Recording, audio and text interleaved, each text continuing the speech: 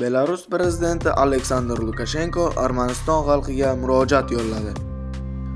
Assalomu alaykum, sizda Show yangiliklar kanali. Kanalga obuna bo'lish, like bosish, izohlarda fikringizni qoldirish esingizdan chiqmasin.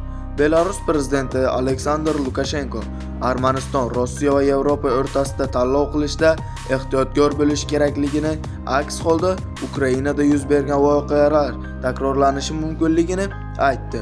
Bu haqda u Astana shahrida bo'lib o'tgan Yevroosiyo iqtisodiy ittifoqi sammitida yakunlari bo'yicha nutqida ma'lum qilgan. Lukashenkoning fikricha, Armanistonda Yevroosiyodan chiqish va Yevropa ittifoqiga qo'shilish haqidagi bayonotlar asosan 7-iyun kuni bo'lib o'tgan parlament saylovlari bilan bog'liq. U mamlakat rahbarlarining bu masaladagi yondashuvi xato deb baholagan. U shunday degan: armanlar juda ehtiyot bo'lishi kerakki, Xudo saqlasin, Ukrainada yuz bergan voqealar takrorlanmasin. Ukrainada ham hammasi xuddi shunday boshlangan edi.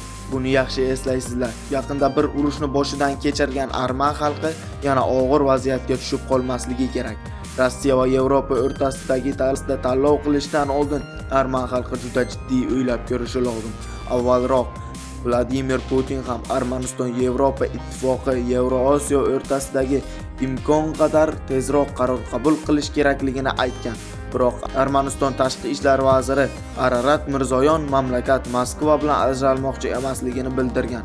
Uning so'zlariga ko'ra, Armaniston va Rossiya ko'plab rishtalar bilan bog'langan hamkorlar bo'lib qolmoqda. Yerevan kun tartibida yo'qligini ta'kidlaydi.